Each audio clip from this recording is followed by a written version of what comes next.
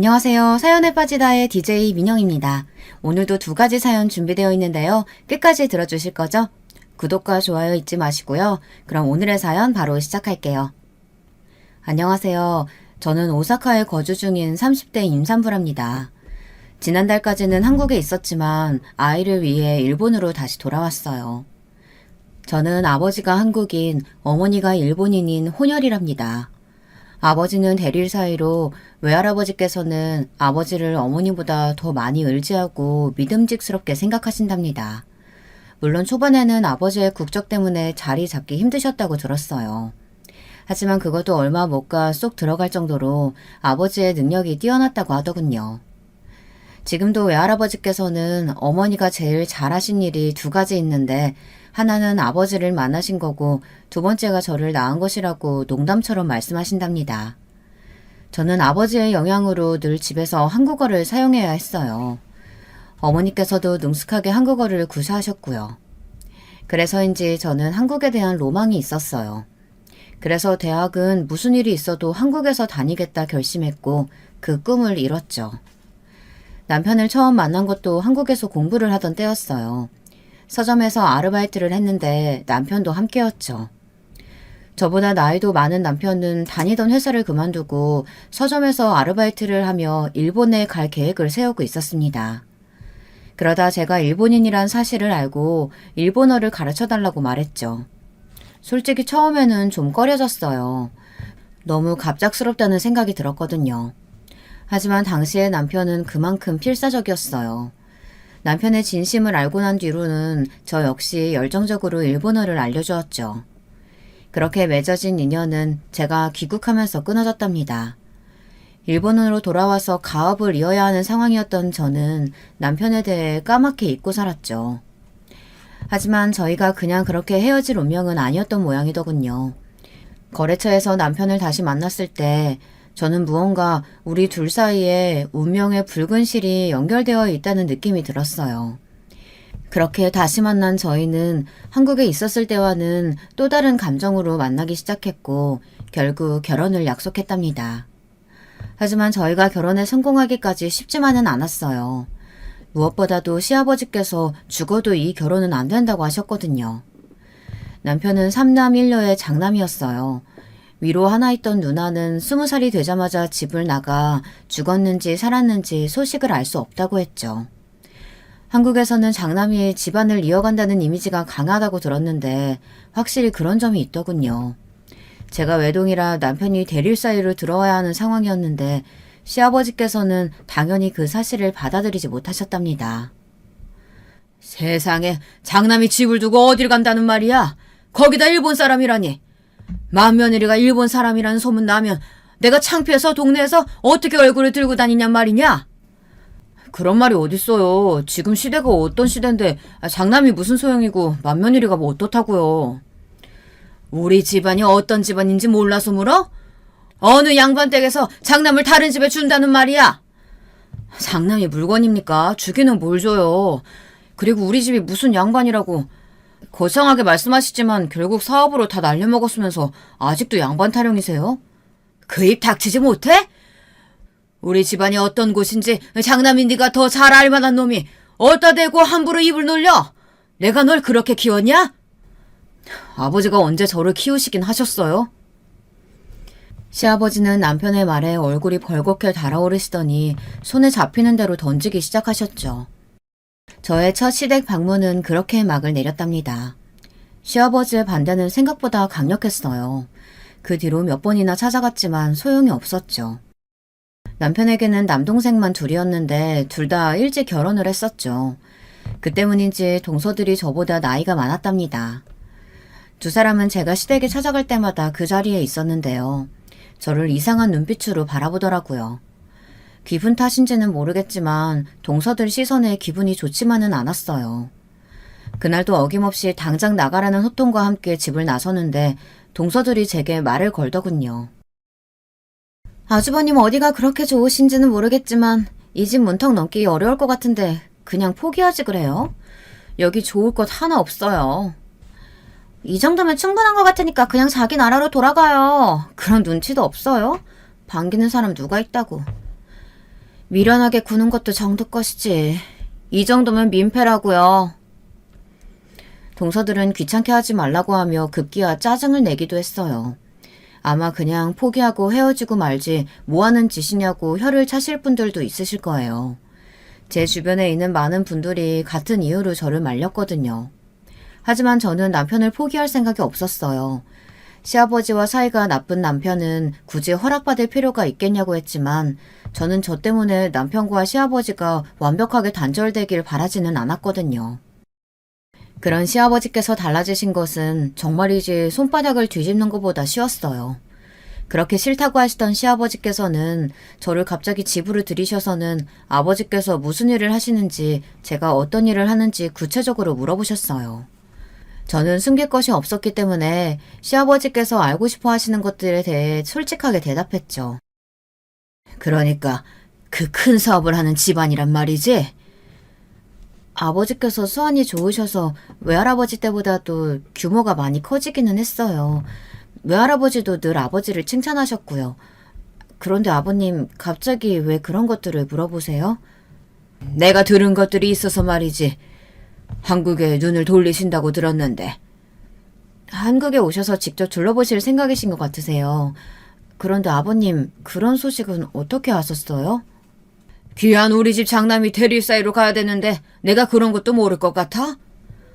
그런 말씀이 아니라 갑자기 불러서 저희 가족 사업에 대해 관심을 보이시길래 무슨 일인가 해서요. 확인하는 거야, 확인. 그래서 결혼식은 어디서 할 생각이냐? 설마 일본에서 하는 건 아니지? 제 질문에 시아버지께서는 말을 얼버무리시며 화제를 돌리셨어요.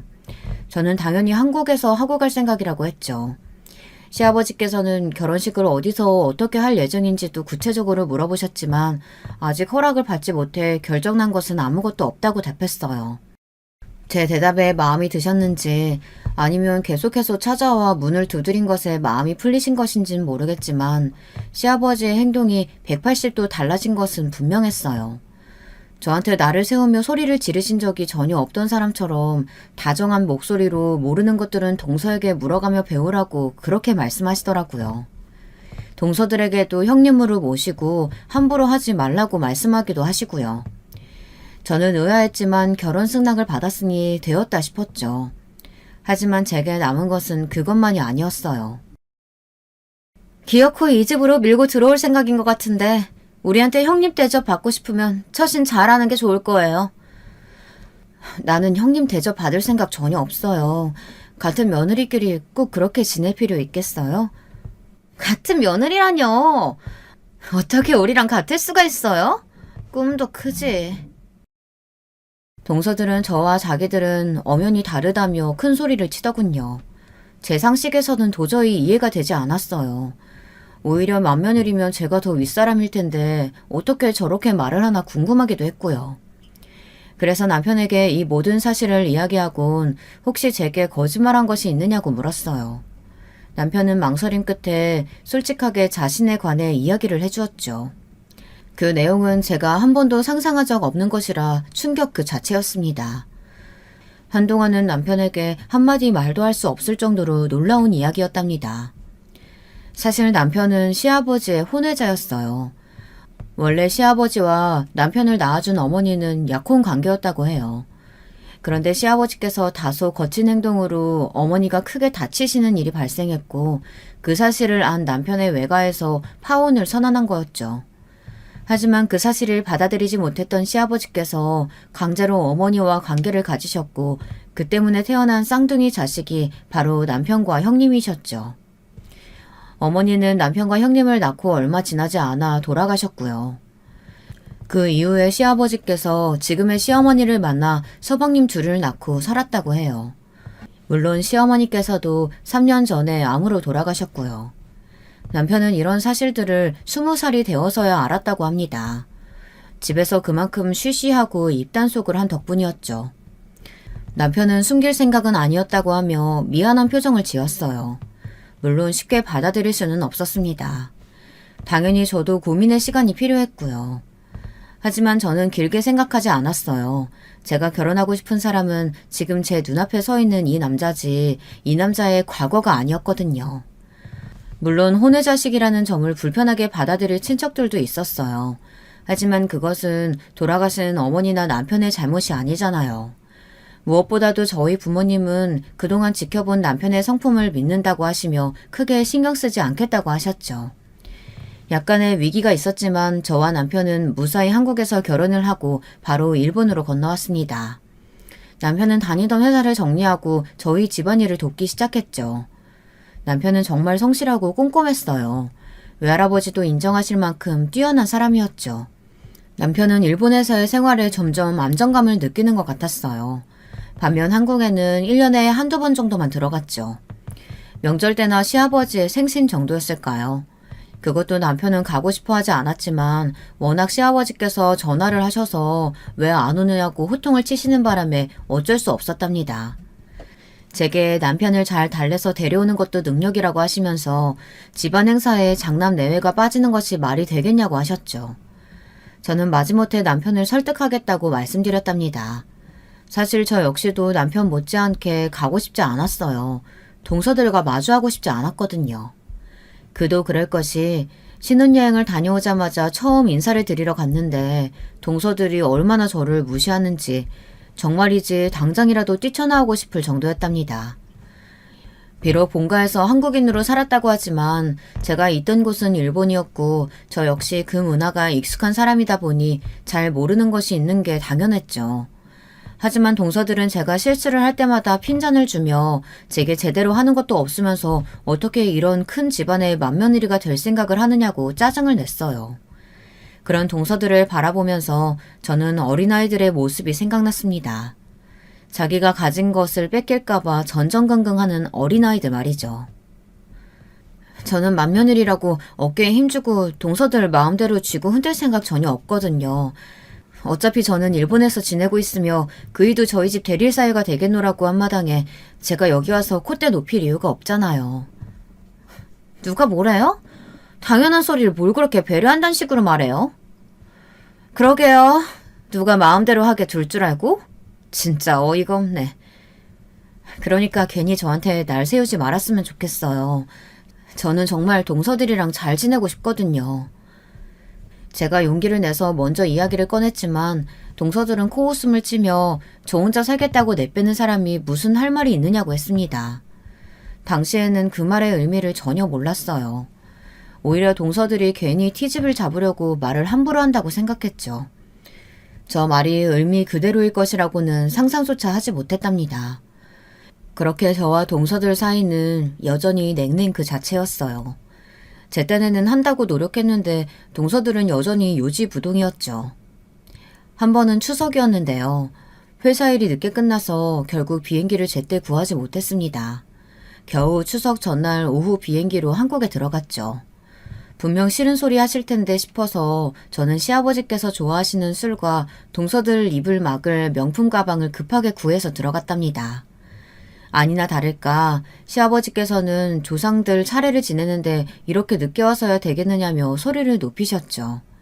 저는 욱하는 남편을 말리며 늦어서 죄송하다고 사과를 드린 다음 준비해간 술을 꺼냈어요. 일본에서도 귀한 술인데 시아버지께서는 바로 알아보시더라고요. 그리고는 헛기침을 하시며 슬그머니 술을 자신 앞으로 당기시고는 다음에 올 때는 시간을 넉넉하게 해서 차례 준비를 할 수 있도록 하라고 하시며 저녁이나 먹자고 하셨죠. 주방에서는 동서들이 저녁 준비에 한창이었어요. 저는 늦어서 미안하다는 말과 함께 선물을 건네며 저녁 준비를 돕겠다고 했죠. 그랬더니 설거지를 하던 막내 동서가 수세미를 세게 내리치더니 지금 사람을 뭐라고 생각하는 거냐며 쏘아붙이더라고요. 고작 그런 선물에 넘어갈 줄 알았냐고 말이죠. 이래서 사람을 들일 때는 집안을 봐야 한다는 소리가 있지. 천박하게 어디서 고작 선물 쪼가리 하나 들고 와서는.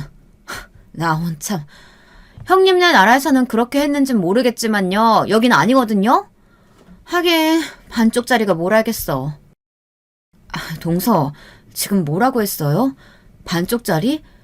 그게 지금 사람한테 할 소리예요? 어디 틀린 말도 아닌데 왜 발끈하세요? 반쪽짜리 맞잖아요. 한국도 일본도 아닌 애매하게. 진짜 끼리끼리 어울린다고 해야 될지. 그 말이 딱이네. 끼리끼리. 아주버님도 혼의 자식이잖아. 거기다 형님은 반쪽짜리 한국인이고 아주 천생연분 나셨어. 오늘 제가 늦는 바람에 둘이서 차례 준비하느라 힘들었다는 거 다 알고 그 부분에 대해서는 정말 미안해요. 하지만 아무리 그래도 윗사람은 나거든요. 예의는 좀 갖추지 그래요. 제가 가져온 선물을 식탁 위에 던지듯 올려두고는 방금 한 말에 대해 사과하라고 했어요. 제게 있어서 반쪽짜리라는 소리는 아킬레스건이나 마찬가지였거든요. 저는 일본에서 혼연이라는 이유만으로 차별을 받아오며 상처받은 일들이 한두 번이 아니었어요. 그것이 마음의 상처든 몸의 상처든 말이죠. 중학교를 다닐 때까지 줄곧 이어져 온 소리라 저는 그 반쪽짜리라는 말이 정말이지 소름 끼칠 정도로 견디기 힘들었답니다. 물론 이제는 어느 정도 내성이 생겼다곤 하지만 가족들에게 이런 소리를 듣는 것은 처음이라 정신이 아득해지는 기분이었죠. 하지만 두 사람은 절대 사과할 수 없다는 반응이었어요. 오히려 더 큰 소리를 냈죠. 주방에서의 소란스러움에 거실에 계시던 시아버지께서 큰 소리로 뭐하는 짓이냐고 화를 내셨어요.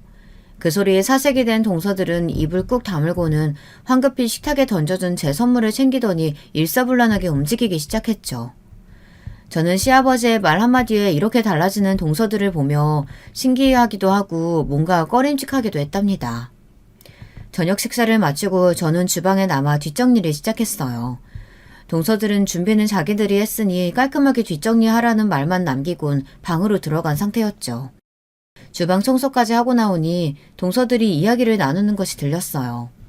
제가 선물한 가방이 꽤나 마음에 드는 것 같았죠.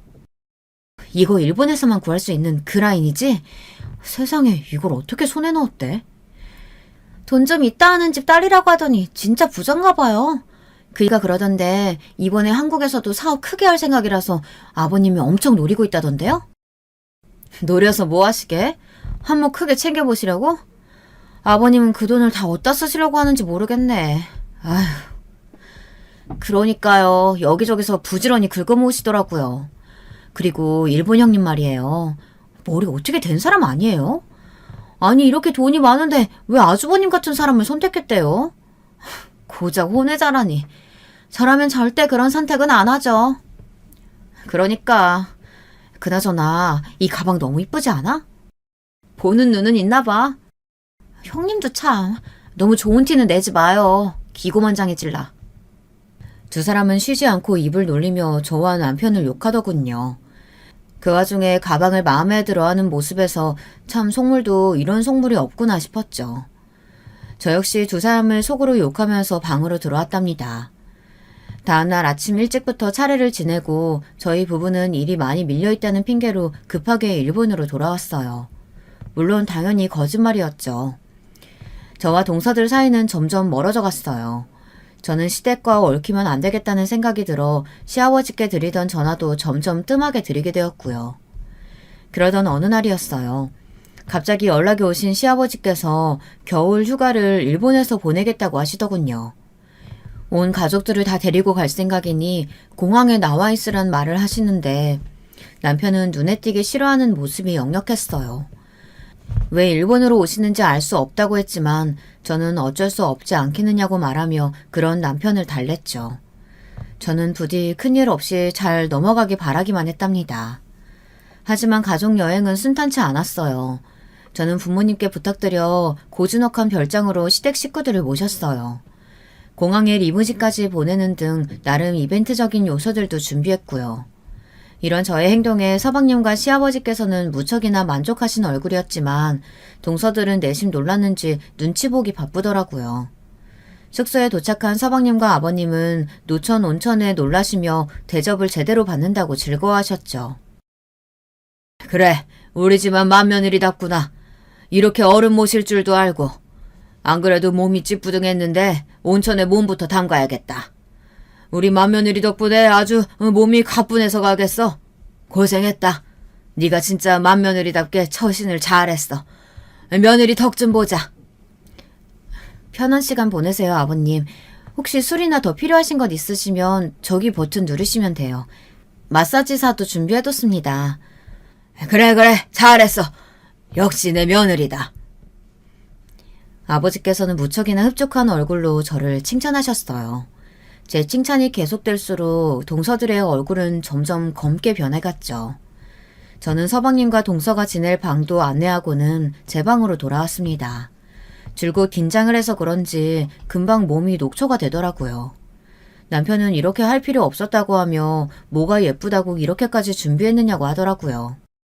저는 꼬투리 잡혀서 두고두고 이야깃거리 되는 것보다는 이쪽이 낫지 않겠느냐고 했습니다. 그러면 남편에게 너무 미안해하지 말고 그저 평소처럼 행동하면 된다고 권해주었답니다. 저녁 시간이 되어 가족들이 다 한자리에 모였어요. 동서들 얼굴은 한결 아까보다는 나아졌지만 여전히 저와는 시선을 맞추지 않으려고 하더라고요. 맛있는 요리에 기분이 좋아지신 시아버지와 서방님들은 결국 술에 취해 몸을 가누지 못할 지경이 되었답니다. 사람을 시켜 각 방으로 모셔두고 나오는데 동서들이 저를 기다리고 있더군요. 피곤할 텐데 들어가서 쉬지 않고요. 저 기다리셨나요? 무슨 꿍꿍이세요? 우리 집안에 관심 없다고 하지 않았어요? 맞아요. 관심 없어요. 분명 말했잖아요. 왜 사람 말을 못 믿어요? 믿게 해야 믿죠. 다른 송쌤이 있는 거 아니면 이게 다 뭔데요? 아버님 비위 맞추려고 아주 알랑방귀 제대로 끼던데 뭘 노리냐고요?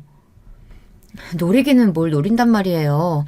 그동안 우리 부부가 한국에 들어갈 일이 없다 보니까 가족들한테 미안한 일이 많아서 이번에 만회할 생각으로 준비했는데 동서들은 마음에 안 드나 봐요. 제 설명에 동서들은 움찔하더니 제가 진정 다른 속셈이 있는 것은 아니냐고 연거푸 물어보았어요. 저는 몇 번이나 다짐해 줄 수 있다고 말하며 필요하면 공증이라도 받으라고 했죠. 저는 정말 시댁의 재산에는 관심이 없었거든요. 동서들은 알겠다고 하며 행동을 조심히 하라고 경고를 남기고는 자신들 방으로 들어가 버렸죠. 기분이 나쁘기는 했지만 이번 여행만큼은 온전히 참아주겠노라 생각했던 저는 그저 아무 일도 없다는 듯 행동했죠. 그렇게 여행은 무사히 끝나는 것 같았어요. 하지만 마지막 날 식사를 하고 나오는데 동서가 거친 손길로 저를 붙들더군요. 저는 조여오는 소목이 너무 아파서 이거 놓고 이야기하자고 했지만 소용없었어요. 이게 무슨 행패예요? 우리가 어떤 마음으로 참고 살았는데 감히 우리 몫을 넘봐? 다른 속셈 없다고 했던 말 다 거짓말이지? 진짜 사람 말을 왜 이렇게 못 믿어요. 봐요. 내가 뭐가 더 부족하겠어요. 근데 왜 우리 걸 탐내나냐고요. 알고 있었죠? 아버님 유언장 바꾸셨던 사실. 저는 뜬금없이 튀어나오는 유언장이란 말에 고개를 갸웃거렸어요. 아버지께서 유언장을 미리 써주셨다는 사실조차 모르고 있었거든요. 저는 유언장에 무슨 이야기가 있든 자신과는 아무런 관계가 없다고 말했어요. 하지만 동서들은 막무가내였죠. 첫째 동서는 사진 한 장을 내밀며 한글을 읽을 줄 알면 똑바로 보라고 하더군요. 사진에는 시아버지의 유언장으로 보이는 서류들이 찍혀 있었어요. 그곳에는 시아버지의 재산의 3분의 1을 장남과 맏며느리에게 주겠다고 되어 있었죠. 저는 역시 처음 듣는 소리라 당황하며 이게 사실이냐고 물었어요. 첫째 동서는 제가 자신들을 놀린다고 생각했는지 더 거칠게 제 팔을 붙들고 앞뒤로 흔들기 시작했죠. 그리고는 자신들 모르게 무슨 짓을 저지르고 있느냐며 솔직히 다 이야기하라고 윽박을 질렀어요. 하지만 저는 정말 이제 해줄 말이 하나도 없었습니다. 시아버지께서 무슨 생각으로 저희 부부에게 재산을 그렇게 남겨주신다고 하는지 전혀 짐작조차 가지 않았죠. 더럽고 치사한 시집살이 그동안 무슨 마음으로 참고 참아왔는데 고작 돌아오는 게 이런 거라고요? 그것도 이 반쪽짜리 형님 때문에? 저는 정말 모르는 일이라니까요. 저한테 와서 이렇게 이야기한다고 해서 달라지는 건 아무것도 없어요. 그러니까 따지고 싶으면 직접 아버님께 가서 이야기하세요. 두 사람의 막무가내에 더 이상 참아줄 필요를 느끼지 못한 제가 동서들을 뿌리치며 소리를 높였어요. 두 사람은 다른 가족들 들으면 어떻게 하려고 하느냐며 조용히 하라고 했지만 저는 두려울 것이 없었죠. 저는 뭐가 그렇게 무섭냐고 하고 싶은 말이 있으면 크게 하라고 말했어요. 그러자 동서들은 사시나무 떨듯이 떨면서 후다닥 자신들 방으로 사라졌죠. 저는 크게 한숨을 내쉬곤 남편에게 가 모든 이야기를 전했어요. 남편도 의외라는 얼굴로 제게 진짜 시아버지의 유언장이 맞느냐고 물었죠. 저는 동서들이 그걸 가져와서 따지듯 물었으니 거짓말은 아닌 것 같다고 했답니다. 노친네가 노망이 났나. 재산은 무슨. 남아있는 거라고는 선산이랑 그 주변 땅 조금인데 그 땅도 묶여있는 거라서 따로 개발할 수도 없을 텐데 무슨 배짱으로 그런 소리를 유언장에 쓰시는지 모르겠네. 그리고 공장은 동생들이 맡아서 운영하고 있는데 그게 무슨 헛소리람. 그럼 동서들도 잘 모르고 그렇게 나한테 와서 따져서 물었다는 거예요? 그런 것 같아. 녀석들이 사실대로 재수씨한테 말했을 리가 없을 뿐더러 이런 사실이 밝혀지면 재수씨 친정에서 가만히 있겠어? 남편은 동서들이 결혼할 때 있었던 일들을 이야기해 주더라고요. 시아버지께서 종갓집에서는 함에 넣어 보내는 것이 결혼식에 입을 한복과 간소한 예물 정도가 전통이라고 하셨으면서 동서들에게 혼수로는 가전제품은 물론이고 집까지 해오라고 하셨다고 하더군요. 저는 그런 소리를 들은 적이 없어 전혀 모르고 있었죠. 아니면 충분히 받으셨다고 생각하신 건진 모르겠지만 제게는 혼수 소리를 한 번도 하지 않으셨답니다.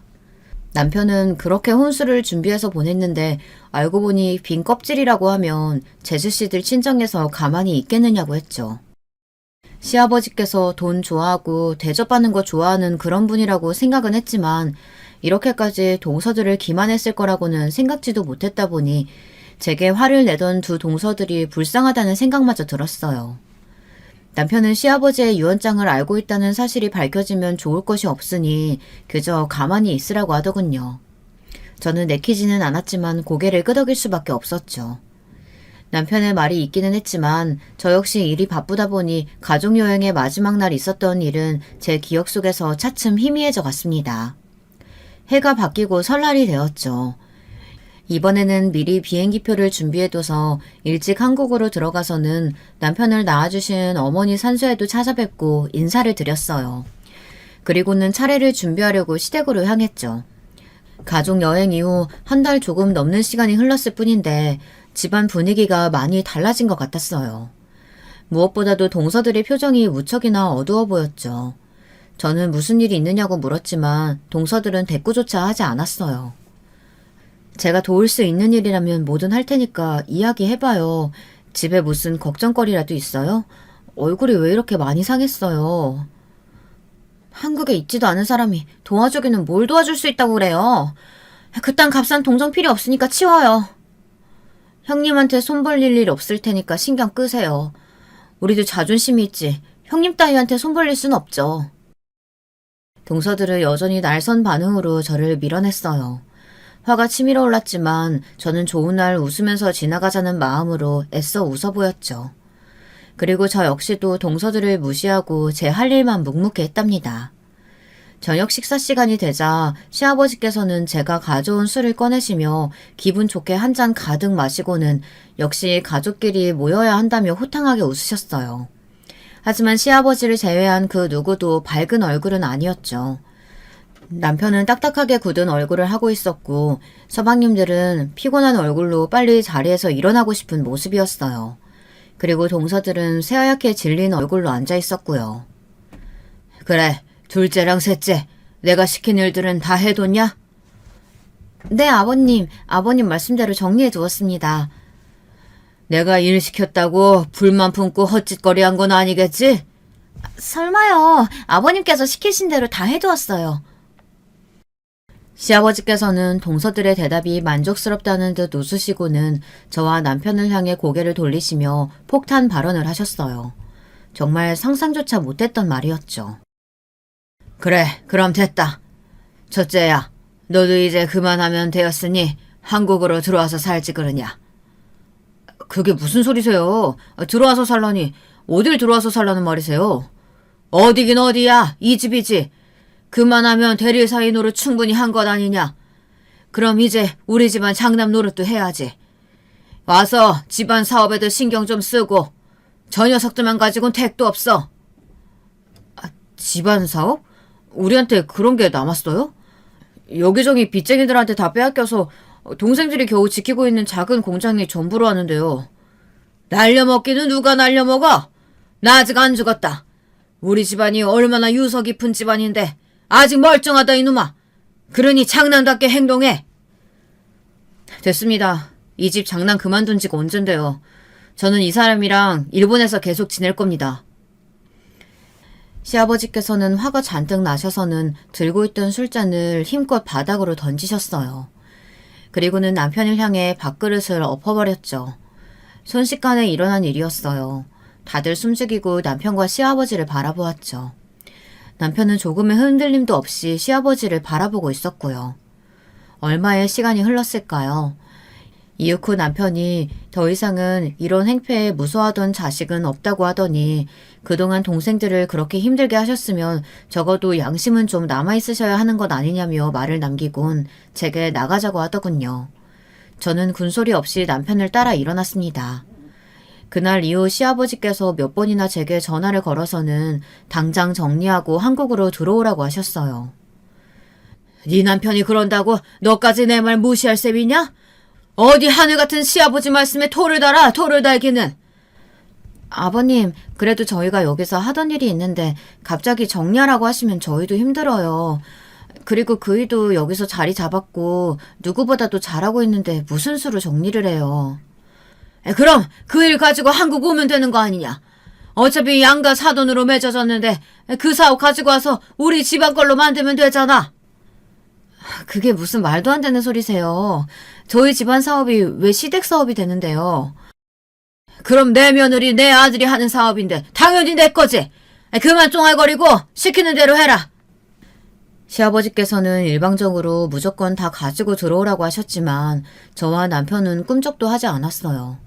시아버지의 재촉이 날로 심해졌지만 저희는 모르는 척만 하고 있었죠. 저희가 반응이 없자 시아버지께서도 지치셨는지 점점 연락이 뜸해지셨죠. 그러다 사건이 터진 것이었어요. 원래 돌아가신 시어머니 제사에는 저희 부부가 일체 참석을 하지 않았어요. 남편은 시어머니께서 자신을 보고 싶어 하지 않을 거라고 했고 서방님도 굳이 저희 부부가 참석할 일은 아니라고 하셨죠. 그런데 시아버지께서 이번 제사에는 모든 가족들이 다 참석해야 한다고 하시더라고요. 공개할 것이 있다고 하시면서 말이죠. 당연히 남편은 우리와 상관없는 일인데 뭐하러 가겠냐고 했지만 시아버지께서는 저희 부부와도 깊은 연관이 있으니 꼭 참석하라고 하셨답니다. 남편은 끝까지 가지 않겠다고 고집을 부렸고 결국에 저만 한국행 비행기를 타야 했죠. 시댁에 도착하자마자 저는 무언가 이상하다는 느낌을 받았어요. 집안이 조용했죠. 분명 제사 준비로 정신없이 바빠야 하는 상황임에도 집안은 고요하기만 했어요. 저는 동서에게 전화를 걸었어요. 동서 어디에요? 지금 도착했는데 아무도 없네요? 아, 형님 오셨어요? 잘 됐네요. 지금부터 형님이 제사상 준비 좀 하세요. 우리는 못 가니까. 지금? 준비하는 건 상관없지만 갑자기 동서들은 못 온다니 무슨 소리예요? 무슨 일이라도 있었어요? 그동안 우리가 몰랐던 거죠.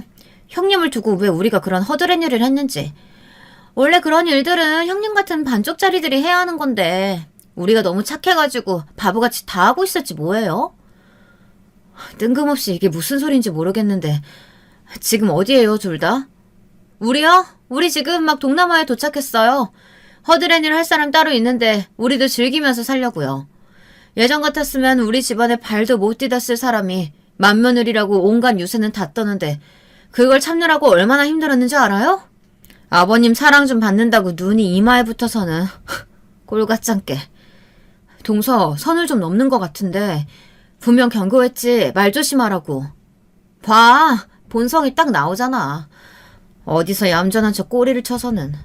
집에 개 한 마리를 키워도 혈통 따지고 부모가 어떤지 봐야 한다고 하잖아. 개새끼도 그렇게 들이는데 하물며 사람은 어떻겠냐고. 반쪽짜리 주제에 어디서 홀랑 재산을 가져가려고. 야, 내가 집안 행사 애써준다고 참아주니까 눈에 보이는 것이 없니? 더 이상 참지 못하고 소리를 지르자 동서들은 낄낄거리며 웃더니 지금껏 자기들이 바보처럼 당하기만 했는데 이제부터는 저 혼자 다 겪어보라는 알 수 없는 말을 남기고는 전화를 끊어버렸어요. 저는 치밀어 오르는 화를 주체하지 못하고 혼자서 씩씩거리고만 있었죠. 막말로 저희 어머니 제사도 아닌데 제가 여기에 있을 이유가 뭐가 있겠나 싶어 바로 일본으로 돌아가기 위해 비행기 표를 알아보는데 문이 열리면서 시아버지께서 들어오셨어요. 한 손에는 검은 비닐봉지로 길이가 긴 무언가를 사들고 말이죠. 시아버지께서는 다들 어디 갔냐고 물어보시더니 저더러 혼자 왔느냐고 하셨죠. 저는 침착하게 동서들과의 이야기를 하려고 했어요. 그런데 화가 너무 나서 호흡이 진정이 되지 않더라고요. 시아버지께서는 제 등을 토닥이며 천천히 이야기해보라고 하시고는 무슨 일이냐고 물어보셨어요. 아버님, 동서들이 글쎄 진짜 제가 무슨 죄를 지었다고 그런 말을 하는지 정말 죽고 싶어요. 아니, 천천히 이야기해보라는데 울긴 왜 울어? 둘째랑 셋째는 어디 가고 너 혼자 있었어? 막상 이야기를 하려는데 갑자기 설움이 복개쳐 오른 저는 눈물을 꾹꾹 참아가며 동서들과의 전화통화에 대해 말씀드렸어요. 무슨 일이 있었느냐고 혹시 시아버지는 알고 계시냐고 물었지만 시아버지께서는 벌겋게 달아오른 얼굴을 하시곤 아랫입술을 일자로 굳게 담으셨죠. 그리고는 손에 쥐고 있던 긴 봉지를 만지작거리며 따끔하게 혼쭐을 냈어야 하는데 부족했다고 중얼거리셨어요. 저는 무슨 소리냐고 물었지만 시아버지께서는 아무 일도 아니라고 하시더니 시간도 늦어 비행기도 없을 테니 하룻밤만 자고 가라고 하시더군요.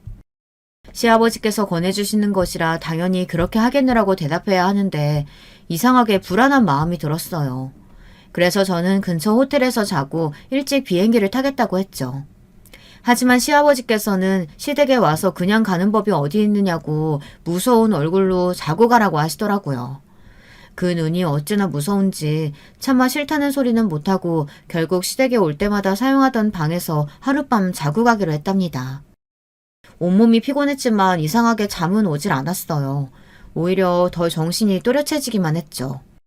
옷도 갈아입지 않고 침대에 누워있던 저는 아침이 되면 바로 이 집을 나설 생각으로 날이 밝기만을 기다리고 있었어요. 하지만 제가 원하는 대로 일은 흘러가지 않았어요. 새벽 6시가 되자마자 집을 나설 생각으로 저는 방문을 잡았는데 이게 무슨 일인지 손잡이가 돌아가지 않더라고요. 어디 문이 고장났나 싶어서 힘껏 힘을 주기도 했지만 무언가에 가로막혀 있는 것인지 꿈쩍도 하지 않았죠. 저는 문을 두드리며 시아버지를 불렀어요. 벽이 얇은 집이라 큰 소리가 나면 들리고도 남을 텐데 방 밖은 고요하기만 했죠. 저는 남편에게 전화를 걸었어요. 아직 자고 있는지 전화를 받지도 않더군요. 충전기를 챙겨오지 않아 남아있는 배터리도 얼마 되지 않는데 문이 열릴 기미가 보이지 않더라고요.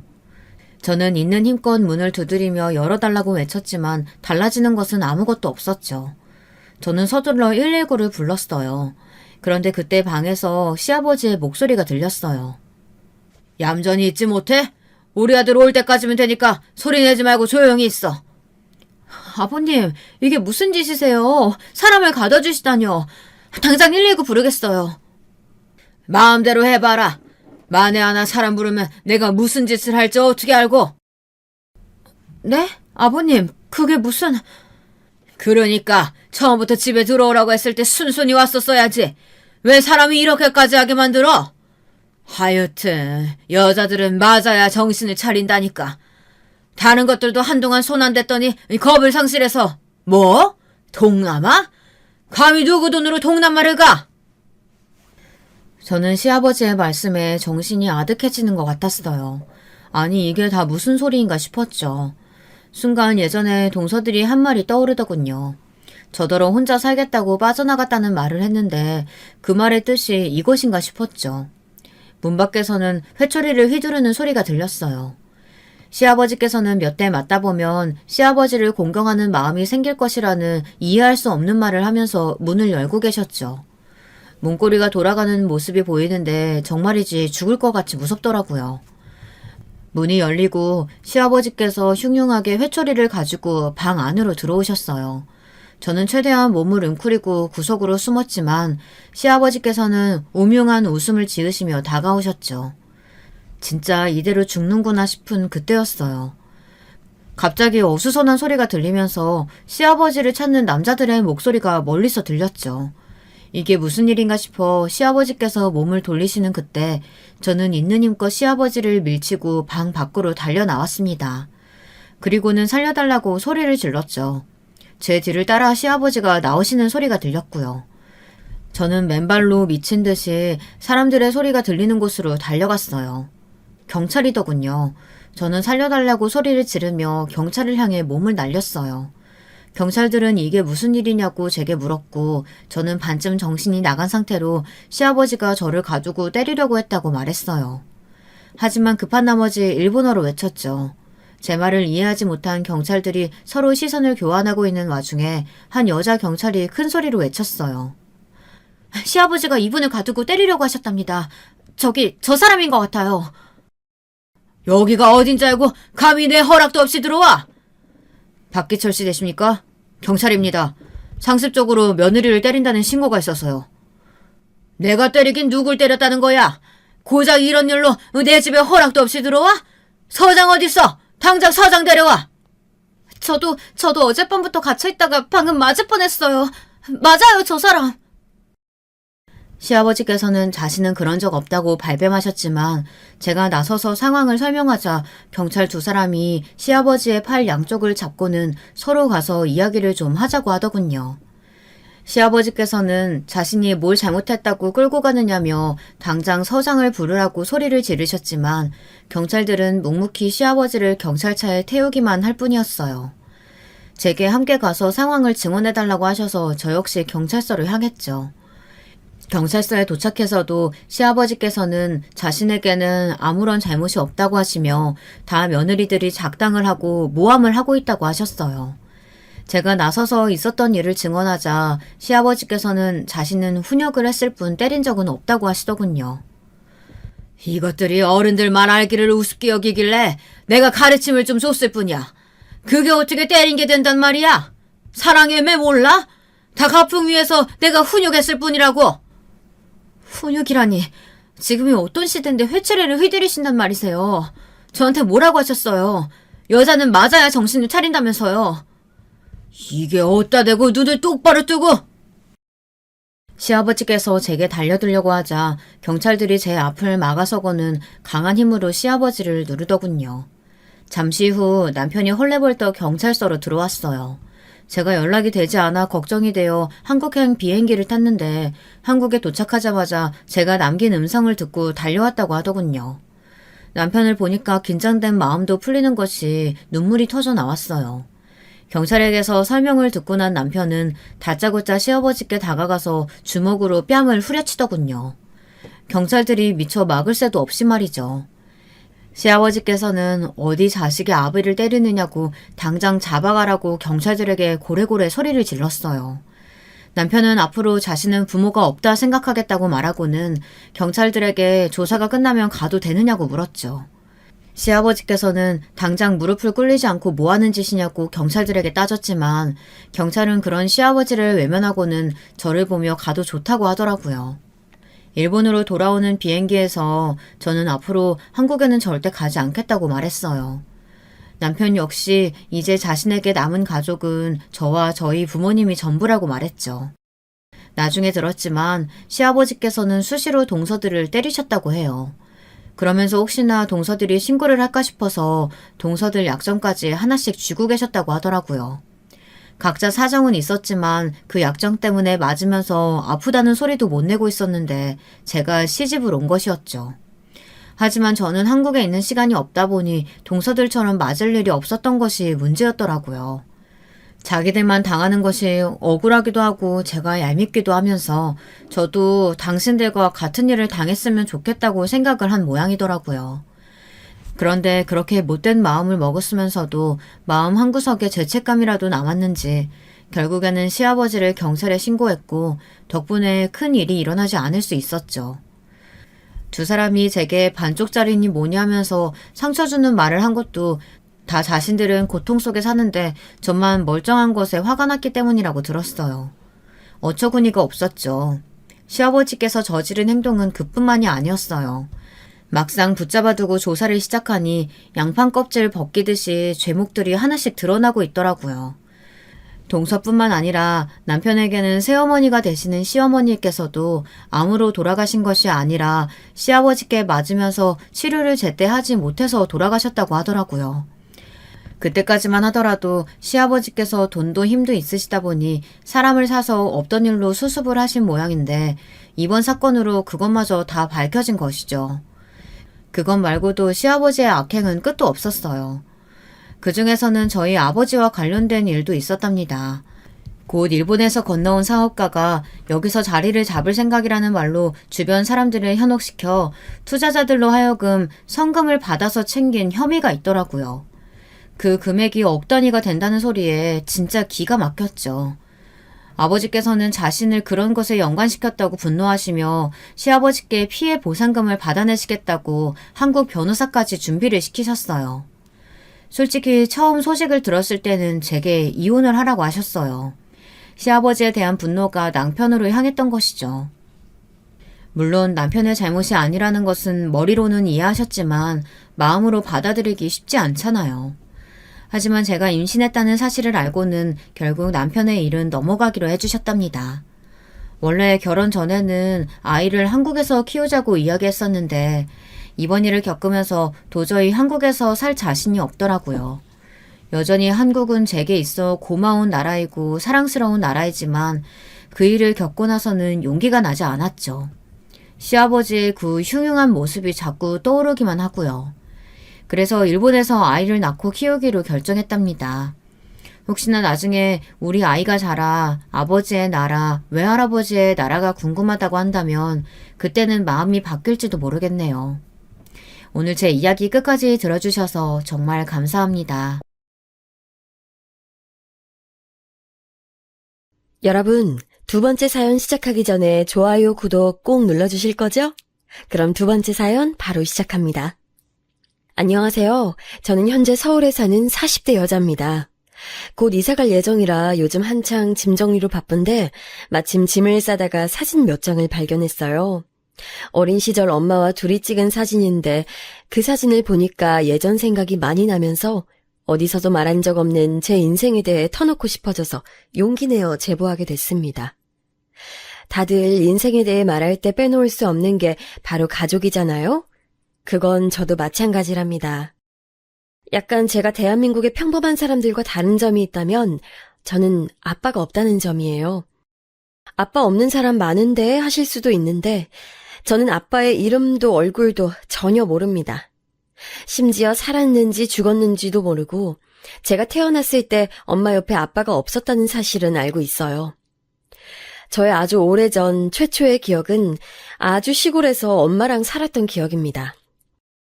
온 사방이 푸른 나무와 풀들로 뒤덮인 곳이었고 인가도 몇 없는 진짜 시골 중에서도 엄청난 시골이었어요. 그곳에서 엄마와 저는 높은 언덕에 있던 집에 둘이 살았는데 저는 어릴 때 또래 친구도 없을 정도로 고립된 곳이었습니다. 엄마랑 둘이 곤충도 잡고 야생화도 구경하고 그랬던 기억이 아주 생생한데 마을 사람이라고 해봤자 진짜 10명이 될까 말까한 그런 작은 시골 마을이었어요. 엄마는 딱히 직업이 있진 않았고 저랑 눈을 뜨고 밤에 잠을 잘 때까지 계속 모든 순간을 함께 했습니다. 저한테 엄마의 의미는 엄마이자 친구이자 선생님이자 그냥 제 인생 그 자체였어요. 그러다 초등학교에 입학할 나이가 됐는데 워낙 작은 마을이라 초등학교조차 마을에 없었습니다. 그래서 언덕을 2개나 넘어야 초등학교가 나왔는데 사실 말이 언덕이지 그냥 산이었어요. 그렇게 매일 엄마랑 저는 산을 타고 같이 학교에 갔는데 힘들진 않았고 오히려 신나고 재밌었습니다. 1시간은 가야 학교가 나왔는데 가는 길에 엄마랑 같이 노래도 부르고 대화도 하면서 학교에 가곤 했어요. 제가 수업을 받는 동안 엄마는 운동장이나 학교 옆을 산책하며 저를 기다렸습니다. 혼자 집에 갈 수 있으니 신경 쓰지 말고 집에 가라고 해도 엄마는 늘 괜찮다고 말했어요. 혹시 친구랑 놀고 싶으면 엄마한테 말하라고 했는데 저는 어릴 때부터 엄마와 둘이 붙어서 지내서 친구랑 노는 것보다는 엄마와 노는 것이 더 재미있었고 좋았답니다. 그리고 사실을 말하자면 옆 동네라고 해봤자 거기도 시골이라 학생 수가 진짜 적었는데 저만 다른 동네 아이라서 그랬던 건지 저를 그렇게 자기들 놀 때 같이 놀자고 하지도 않았어요. 집이 언덕을 2개나 넘어야 하니까 친구들은 우리 집에 놀러 온 적도 없었고 그렇다고 제가 친구들과 놀면 집에 오는 게 힘드니까 저는 엄마와 늘 등교와 하교를 같이 했습니다. 초등학교 때 도시락을 싸서 다녔는데 엄마는 새벽에 일어나서 제가 먹을 도시락을 싸서 주셨습니다. 그 소리를 들으며 잠을 깨는 게 그렇게 좋을 수가 없었어요. 엄마는 저에겐 참 다정하고 웃음도 많고 쾌활한 사람이었는데 다른 사람들한테는 그렇게 본인을 드러내는 성격은 아니었습니다. 친구들 엄마들이 교문에 데려다 주러 와도 엄마는 저에게 부끄럽다고 말하며 숨어 있기도 했거든요. 그런 엄마를 이상하다고 생각했던 적은 없고 그냥 아무렇지도 않았던 기억이 납니다. 또 눈이 너무 많이 오거나 비가 많이 오면 학교에 갈 수가 없어 엄마랑 마루에서 비나 눈 구경을 했는데 그것도 참 좋았어요. 주변에 슈퍼는 당연히 없던 외진 곳이라 주로 엄마와 저는 집에서 직접 만들어 먹었는데 마당에서 기르던 배추와 상추 그리고 토마토와 고추는 아직도 기억이 생생하게 나네요. 슈퍼는 초등학교가 있던 동네까지 가야 나왔는데 제가 학교에서 공부할 때 엄마는 종종 가서 두부와 달걀을 사서 저를 기다리곤 했습니다. 엄마는 된장찌개를 저에게 많이 만들어주셨는데 아무리 제가 커서 흉내를 내도 그 맛은 똑같지 않더라고요. 제가 초등학교에 들어가고 놀랐던 점은 다른 친구들은 아빠라는 존재가 있다는 것도 그랬지만 다들 할머니와 할아버지라는 존재가 있다는 거였습니다. 저한테는 엄마를 제외한 가족은 있지 않았고 아빠야 태어날 때부터 없었으니 그렇다 쳐도 엄마는 형제자매도 없는 외동이었고 엄마의 부모님인 외할아버지와 외할머니도 저는 존재하지 않았어요. 엄마, 나는 외할아버지랑 외할머니가 왜 없어? 다른 애들은 다 할머니랑 할아버지가 있대. 나만 없어. 물어봐도 엄마는 그냥 웃으며 저에게 하늘에 계시니까 없다고 간결하게 말씀해 주셨습니다. 그럼 어린 저는 그렇구나 생각하며 대수롭지 않게 넘기곤 했었죠. 초등학교에 다니며 옆 친구들과 자연스럽게 비교할 일이 많았는데 한 가지 이상했던 점이 있었습니다. 엄마와 저는 아침부터 밤까지 계속 같이 있었다고 했잖아요. 심지어 엄마는 제가 학교에 가면 저를 데려다 주었기 때문에 진짜 종일 같이 있었는데 엄마는 그때 분명히 직업을 가지고 있지 않았습니다. 그런데 이상하게 우리 집은 그렇다고 가난하진 않았어요. 비록 시골에서 외진 곳에 살았지만 가끔 산을 타고 옆 동네로 가서 버스를 타고 가까운 광역시에 가서 옷이나 생필품을 구입하곤 했는데 그때도 그냥 돈은 모자라서 못 사거나 그러진 않았습니다. 엄마가 경제활동을 분명히 하지 않았는데 돈이 부족한 적은 없었다는 거예요. 처음엔 그게 당연한 건 줄 알았는데 초등학교 5학년 때 친구가 저에게 너희 집은 뭘로 돈을 버냐고 물었을 때 그제야 우리 집이 특이하다는 것을 알게 됐어요. 하지만 저는 그게 그렇게 중요한 사항은 아니었습니다. 엄마와 같이 사는 게 중요하지 어디서 돈이 나오는지가 중요한 게 아니었거든요. 그렇게 시골에서 초등학교까지 나왔는데 중학교부터는 광역시로 이사가서 살았습니다. 엄마는 제가 나온 초등학교 옆에 중학교가 있긴 하지만 중학교부터는 큰 도시에서 나오길 원했어요. 저는 어릴 때 엄마 손을 잡고 가서 봤던 광역시 모습이 머리에 있었는데 별로 가고 싶지 않았습니다. 시골에서 태어나서 시골 생활에 익숙했던 저는 도시로 가는 건 두려웠거든요. 그래도 다행히 엄마가 같이 가니까 그걸 위안 삼아 중학교 입학을 앞두고 엄마와 저는 광역시로 이사가게 되었습니다. 원래 살던 시골집은 그대로 두고 광역시에 새로 집을 구해서 갔는데 방학마다 시골에 내려가서 있을 정도로 저는 그 집을 사랑했어요. 사방이 고요하고 마루에 앉으면 그렇게 평화로울 수가 없었습니다. 시골에 살 때 엄마는 저를 데리고 종종 마을에서 제일 높은 언덕 위까지 저를 데리고 갔는데 되게 가팔라서 헉헉거리면서 올라갔어요. 그렇게 올라가면 우리 동네는 물론이고 제가 나온 초등학교가 있는 옆 동네도 보였습니다. 여기부터 저기까지가 우리 딸이 나중에 가질 땅이야. 미리 한번 봐봐. 되게 넓지? 엄마는 저렇게 저한테 말하고 제가 응? 하고 되물으면 거짓말이야 하고 웃어서 저는 그때까지도 그게 사실인 줄 몰랐던 기억이 나네요.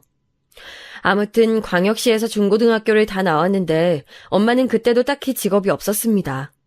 초등학교 때처럼 저와 등하교를 같이 한 것은 아니고 어차피 제가 다닌 학교와 엄마와 제가 살던 집이 2분 거리라 창문에서 제가 보일 정도였어요.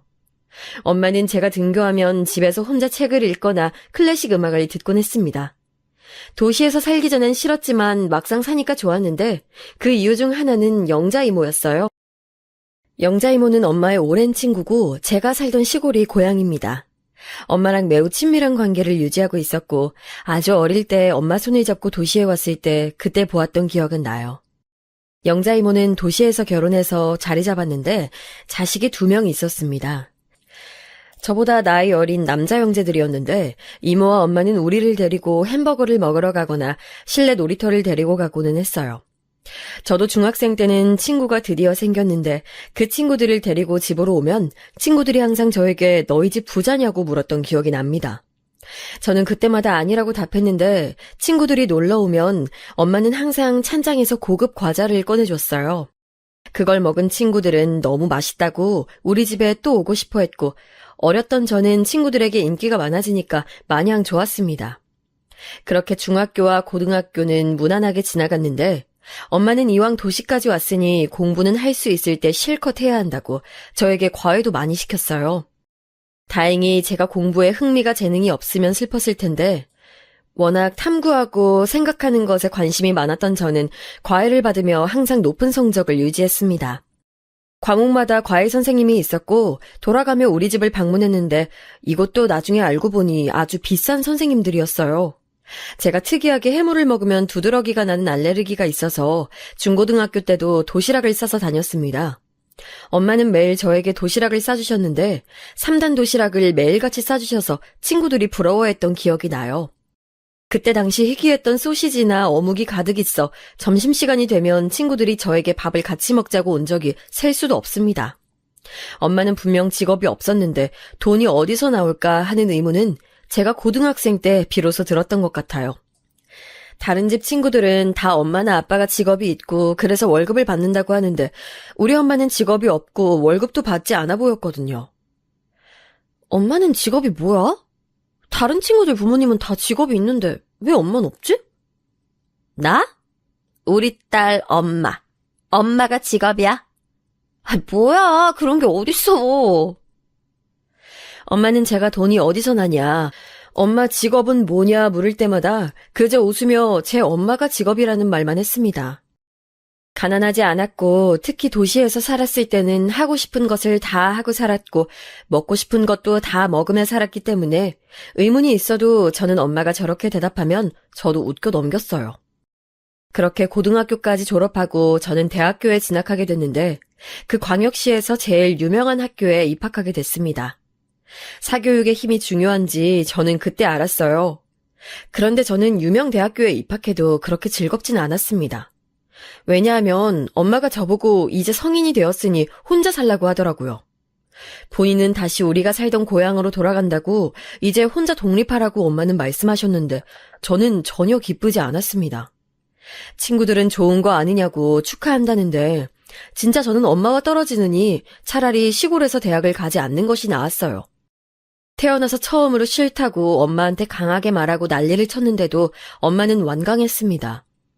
무슨 일 생기면 엄만 멀리 있으니까 영자 이모한테 부탁하라는 엄마의 말에는 대답도 하지 않았을 정도였죠. 그렇게 엄마는 진짜 시골로 돌아가고 저는 혼자 대학교에 다녔는데 성적이 좋아서 기숙사에서 4년 동안 다닐 수 있었습니다. 제가 중학교랑 고등학교를 여자만 있는 학교를 나왔어요. 그래서 대학 생활은 저에게 어색하고 놀라운 경험이었습니다. 거기서 저는 첫 남자친구도 만나게 됐어요. 국어국문학을 전공했던 저는 중앙 동아리를 했는데 거기서 체육 전공이던 저보다 2살 많은 오빠에게 첫눈에 빠지게 됐습니다. 다행히 저만 오빠를 마음에 들어한 게 아니고 오빠도 저를 좋아해서 우리는 만난 지 얼마 되지 않아 사귀게 됐어요.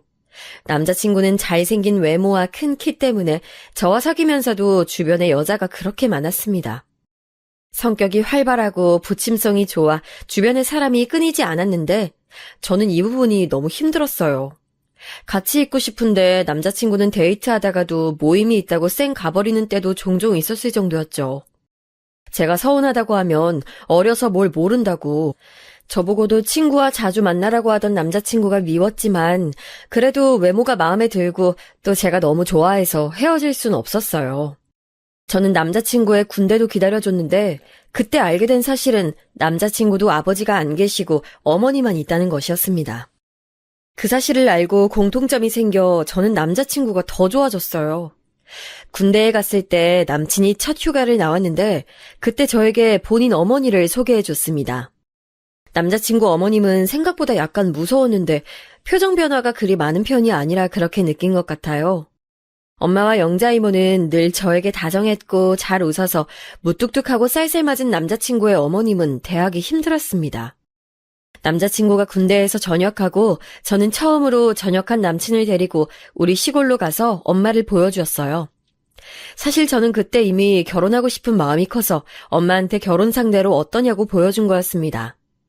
제가 고향에 가자고 하니까 남친은 알겠다고 했는데 터미널에 가서 버스를 타고 내려서 언덕을 건널 때 남친은 급격하게 말수가 줄어들었어요.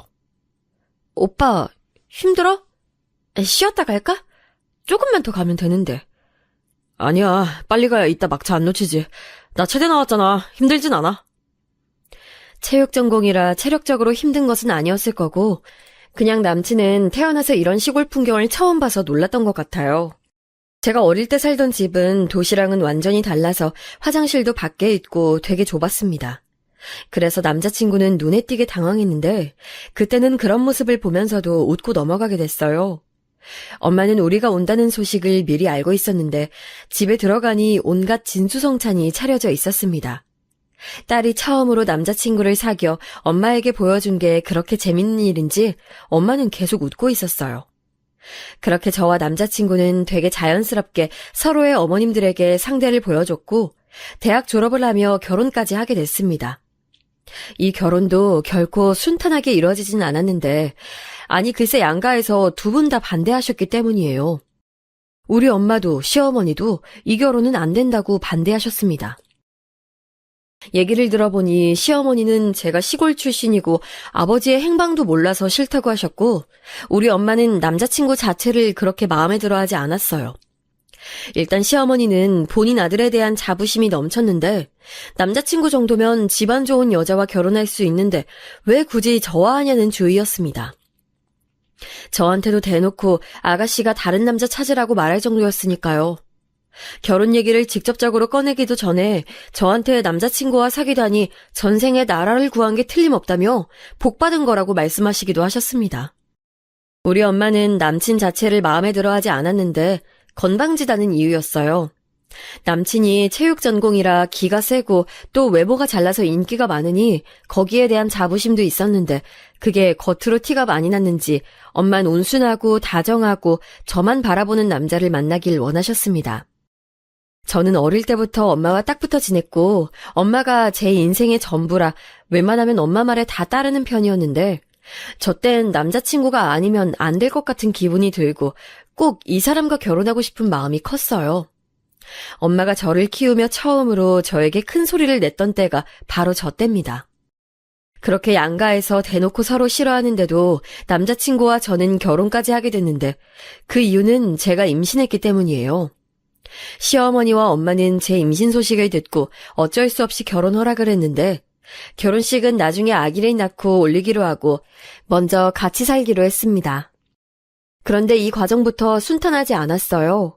남편과 시어머니는 제가 같이 시댁에서 사는 것을 원했는데 우리 엄마는 그것만은 절대로 안 된다고 반대했기 때문입니다.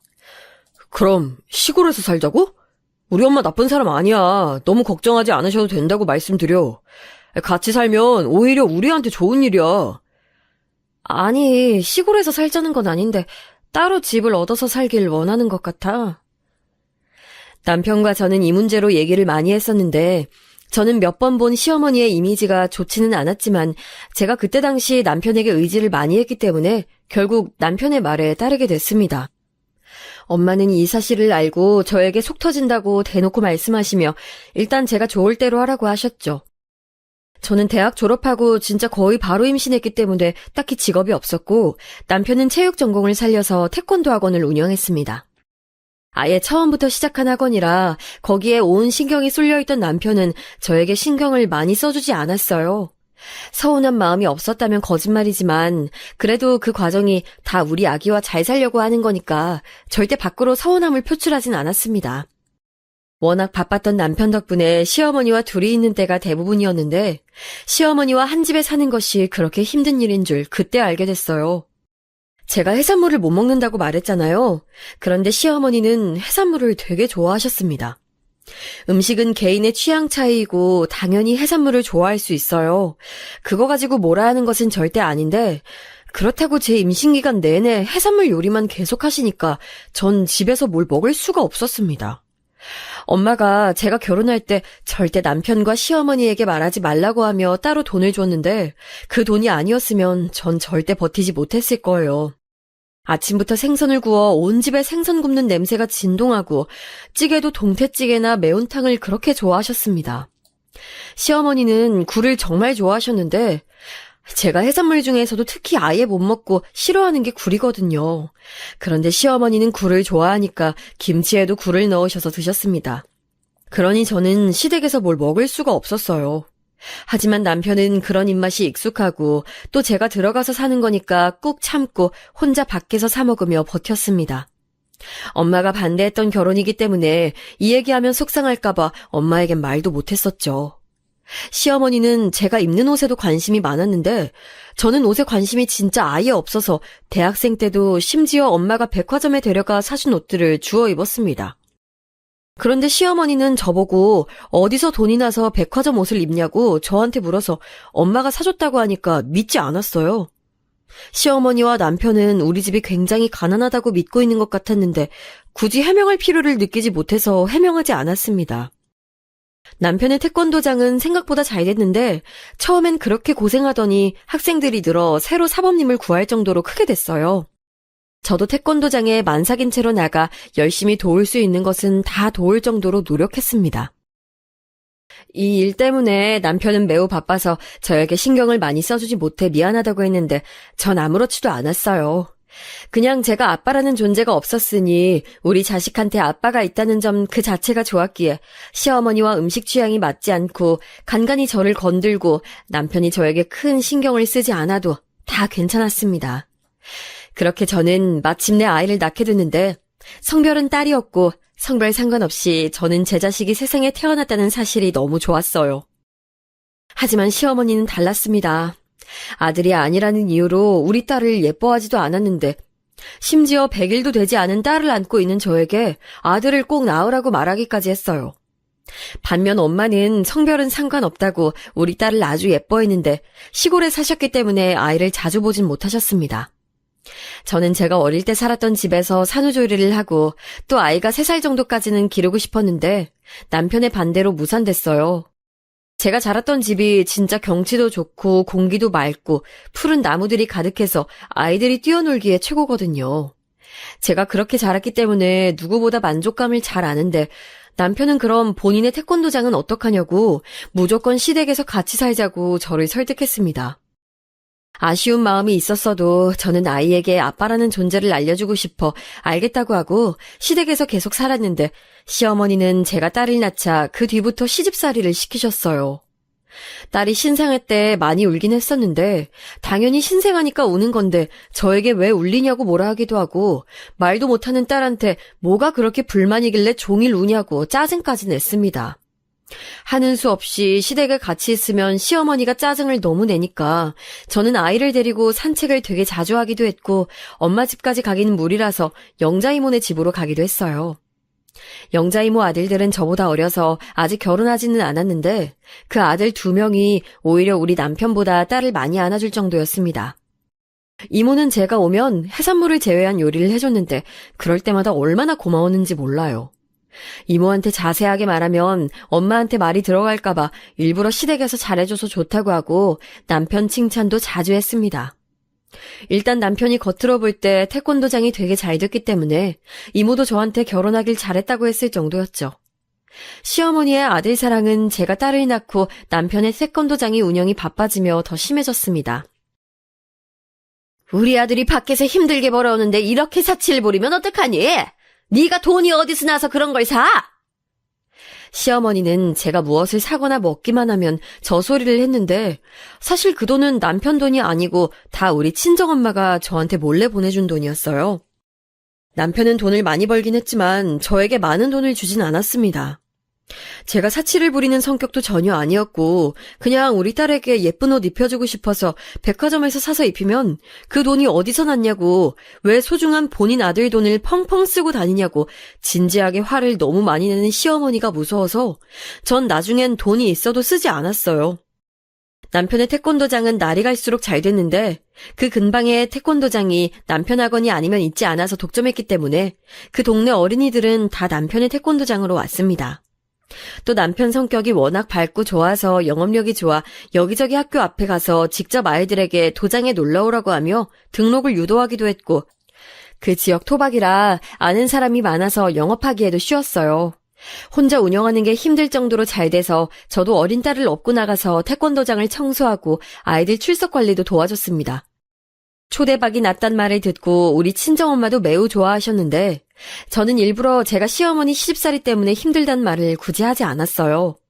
남편은 돈을 그렇게 많이 벌며 시어머니한테는 그때 당시 월 100만 원을 주고 우리 엄마에겐 고작 5만 원만 줬는데 그건 진짜 서운했습니다. 시골 노인한테 이 정도면 진짜 후하지. 우리 엄마는 우리랑 같이 살면서 얼마나 고생해. 그치? 난 우리 엄마만 생각하면 가슴이 아파. 너무 고생을 많이 했어. 남편은 시어머니가 우리와 살며 집안일도 해주시니 그 정도는 당연하다고 했는데 사실 그 집안일도 제가 더 했었어요. 남편이 출근하면 저는 딸을 업고 집에 바닥을 닦고 쓸고 다음엔 빨래하고 요리하고 장 보러 시장에 가고 바빴답니다.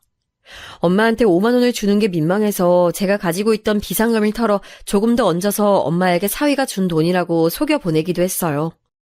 이런 상황에도 계속 결혼 생활을 했던 이유는 바로 우리 딸 때문이었는데 남편이 저에게는 속상하게 만들고 서운함을 안겼어도 우리 딸한테는 지극정성으로 잘했기 때문입니다.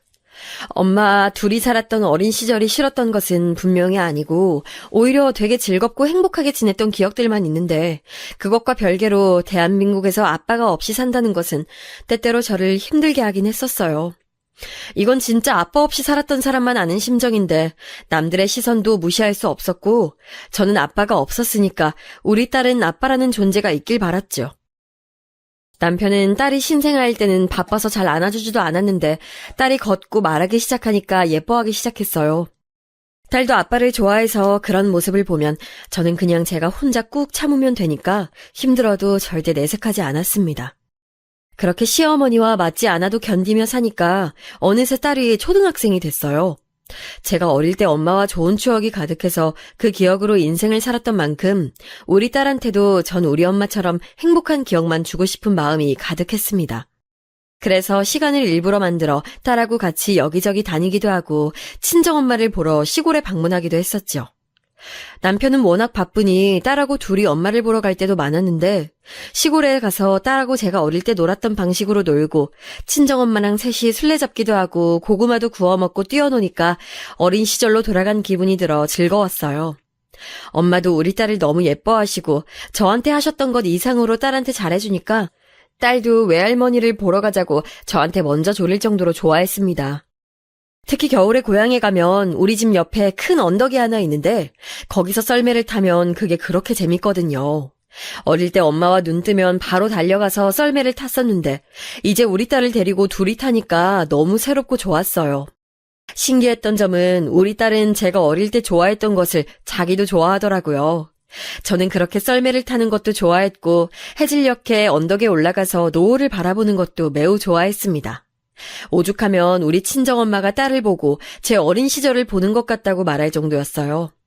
언제 한 번은 우리 딸을 데리고 엄마와 셋이 제가 다녔던 초등학교에 갔던 적도 있는데 그땐 저도 모르게 눈물이 나왔습니다. 슬픈 감정은 절대 아니었고 그냥 거기 가니까 제 어린 시절이 생각나며 그리운 마음이 가득해서 그랬어요.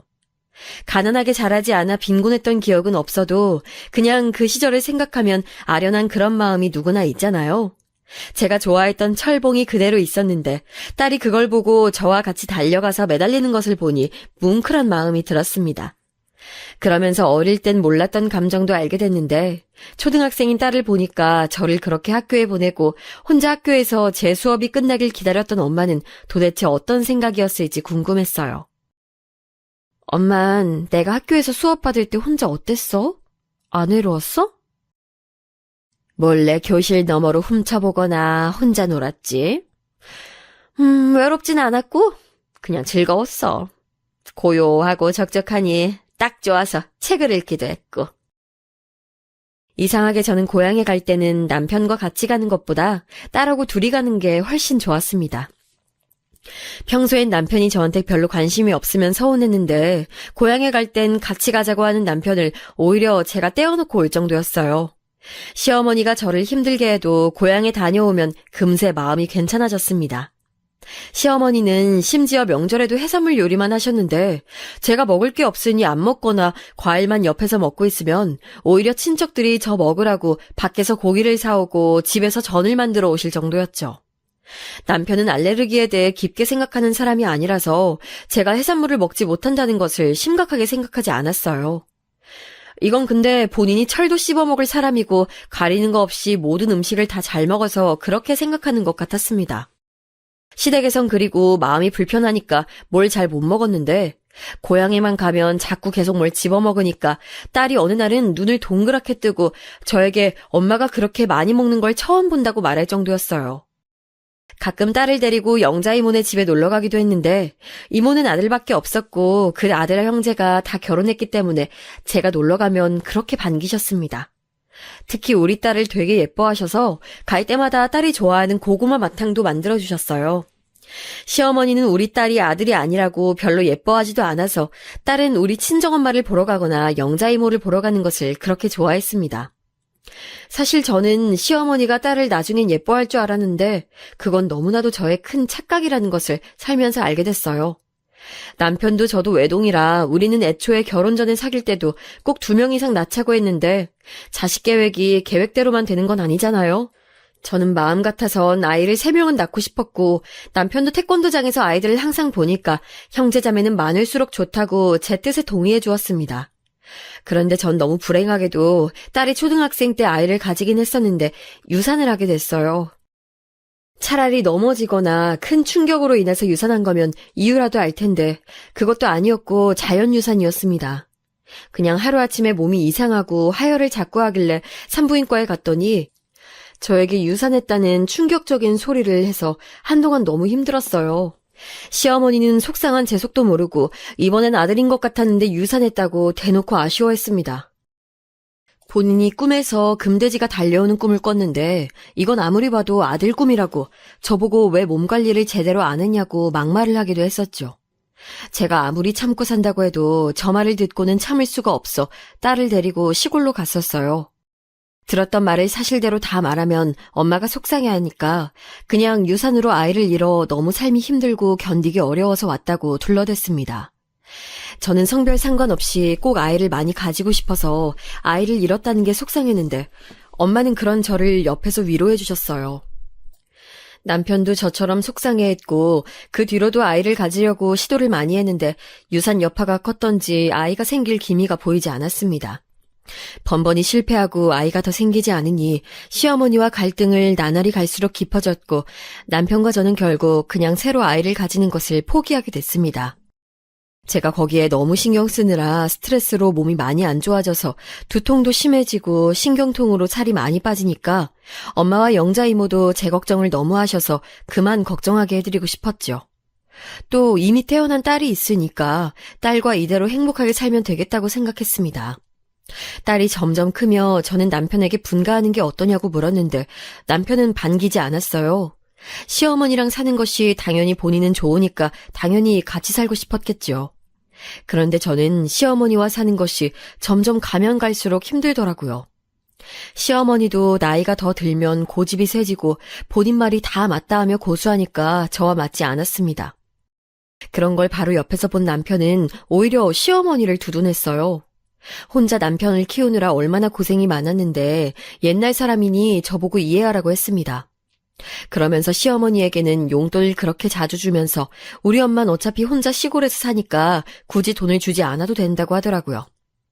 제가 앞서 말했듯 저는 절대 가난하게 자라지 않았고 오히려 엄마가 비상금을 주실 정도로 엄마는 여유 있었는데 그래도 어느 순간 괘씸한 마음이 들더라고요.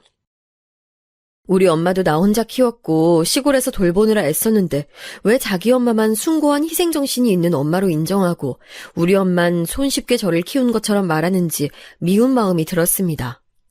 신혼 때야 콩깍지가 있기도 했고 아이에게 아빠라는 존재를 꼭 있게 하고 싶은 마음이 커서 그땐 몰랐는데 시간이 지날수록 저도 이상한 마음이 들었습니다.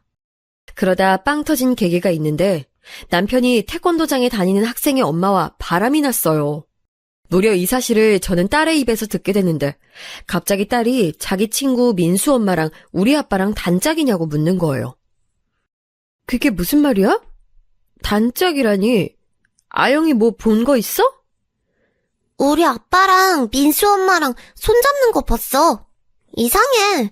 민수도 나한테 우리 아빠랑 자기 엄마 친구냐고 물어봤어. 딸의 말을 듣고 몰래 태권도장에 불시에 갔더니 진짜 민수 엄마가 있더라고요.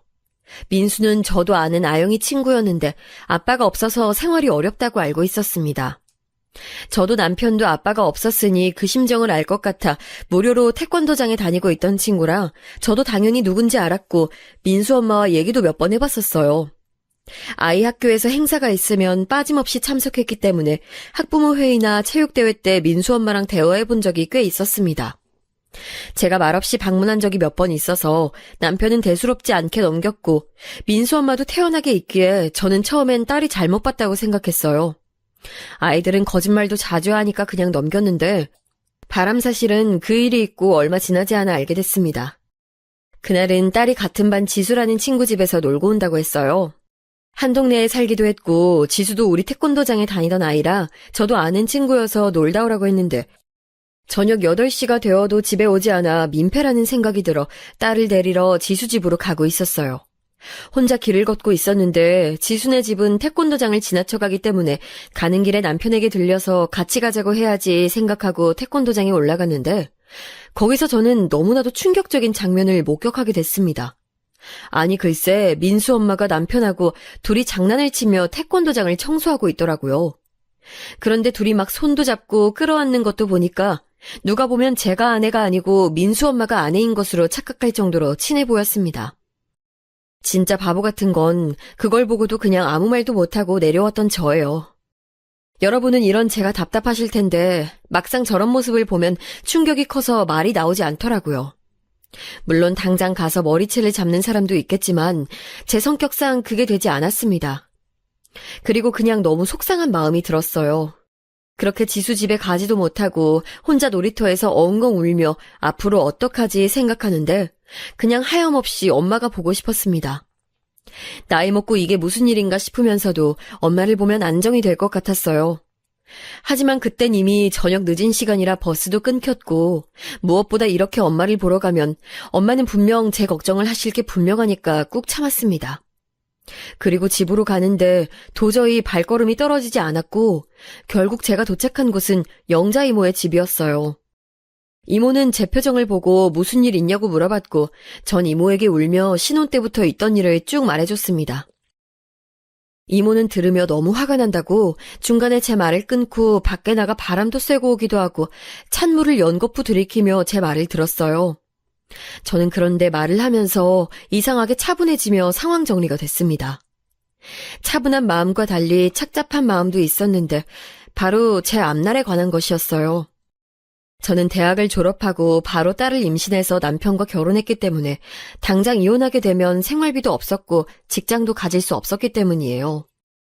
그 원망의 화살표는 남편에게 향했는데 왜 바람을 피워서 이 사단을 만든 건지 너무나도 원망스러웠습니다.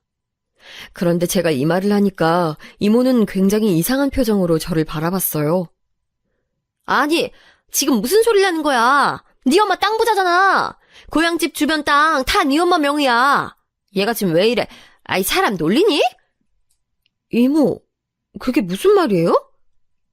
아유, 네 엄마가 말 안 했어?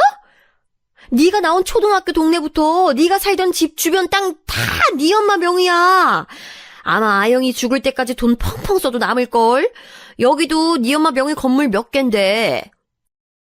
저는 진짜 태어나서 처음 듣는 소리라서 울던 것도 멈추고 영자 이모에게 물어봤는데 영자 이모는 오히려 이제껏 몰랐냐고 우리 엄마가 어릴 때부터 유명한 부자였다고 했습니다. 외할아버지도 유복하게 자랄 정도로 집안 대대로 부자였고 외할아버지와 외할머니가 제가 태어나기 직전에 돌아가셔서 형제가 없던 엄마가 그 재산을 다 가졌다고 했어요. 그리고 아빠는 외할아버지의 반대로 우리 엄마를 떠나갔기 때문에 저에게 아빠에 대해 아무 말도 하지 않았던 거라고 진실을 말해줬습니다. 저는 이 사실을 다 알고 나니까 그동안 왜 제가 가난하지 않았던 건지, 엄마가 어린 저한테 이 마을은 다 제 것이라고 했는지, 그게 전혀 거짓말이 아니었다는 사실을 알게 됐죠. 그렇게 너무나도 많은 사실을 알고 집에 갔더니 남편과 딸이 있었습니다. 예, 넌 애 엄마가 어딜 그렇게 싸돌아다니니? 그렇게 다니면 주변에서 사람들이 뭐라 한다고. 아유, 아까 이거 빨래 제대로 안 돼 있던데 이건 어떻게 해봐? 시어머니가 아무리 저한테 뭐라 해도 이제 타격이 없었습니다.